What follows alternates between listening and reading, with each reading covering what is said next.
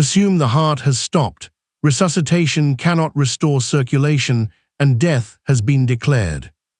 Your last heartbeat does not turn your body into an empty shell all at once. For a brief period, millions of cells are still carrying out the chemistry of life.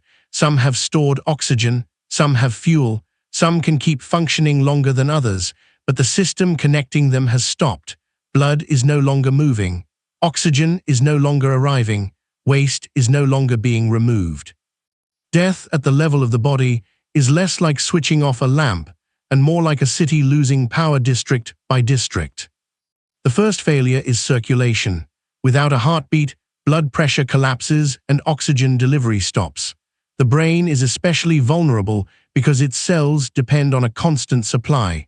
Consciousness disappears within seconds, while damage worsens rapidly with every minute that circulation is absent.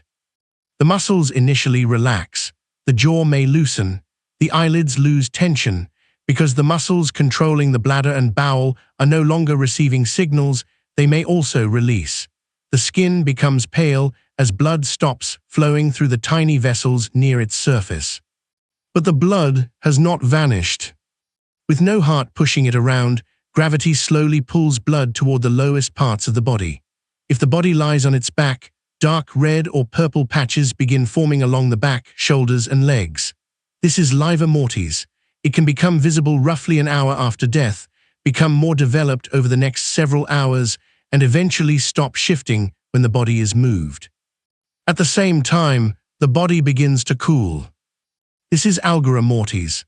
Metabolism is no longer producing heat, so the body gradually approaches the temperature of its surroundings, but it does not cool like a glass of water on a table. Clothing, body size, air movement, humidity, the surface underneath it, and whether the body is in water all change the rate. That is why forensic investigators never treat body temperature as a perfect stopwatch. Then the muscles begin doing something that looks almost like the opposite of relaxation. Living muscles contract and release using a molecule called ATP. After death, cells can no longer maintain a fresh supply. Calcium leaks into muscle fibers, the proteins responsible for contraction lock together, and there is not enough ATP to separate them again. The result is rigor mortis.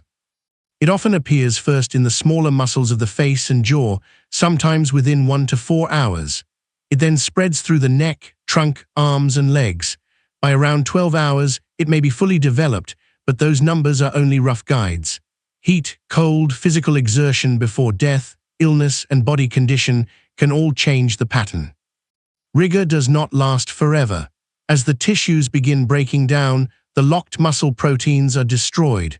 The body becomes flexible again. And this is where decomposition becomes visible. Even while the body still looks mostly unchanged from the outside, its own cells have already started digesting themselves. Cell membranes lose control, enzymes leak out, organs rich in digestive enzymes, such as the pancreas, can break down especially quickly. This process is called autolysis, which literally means self-digestion. The body's bacteria also change roles. During life, trillions of microbes live in the gut, on the skin, and in the mouth. Blood flow, immune defenses, and physical barriers keep most of them in their usual territories.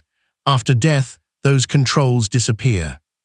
Bacteria spread into surrounding tissues and consume proteins, fats, and carbohydrates. They release gases and strongly scented chemicals. The abdomen may begin turning green as blood pigments and bacterial products change. Gas collects in the intestines and tissues, causing the abdomen, face, and other areas to swell. This is putrefaction. The pressure can push fluids from the mouth and nose and move trapped air through the throat. None of this is breathing or a return of life. It is gas and pressure moving through a structure that no longer controls them. Hair and fingernails do not continue growing either.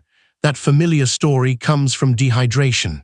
As the skin dries and pulls back, hair and nails may look longer even though no new growth is occurring.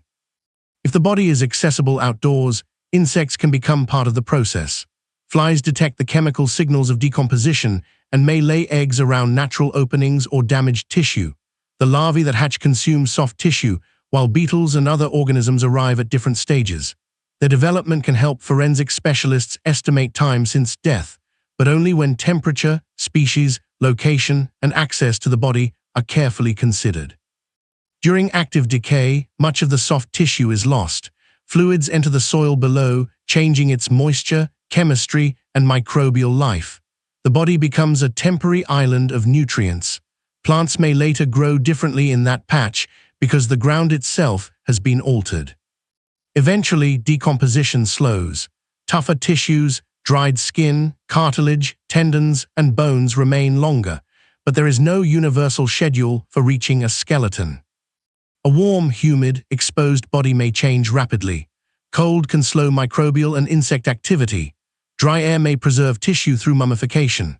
Wet, oxygen-poor conditions can transform body fat into a waxy material called adipocere, sometimes known as grave wax. Burial, wrapping, sealed containers, water, scavengers, medications, injuries, body composition, and local climate all change what happens next.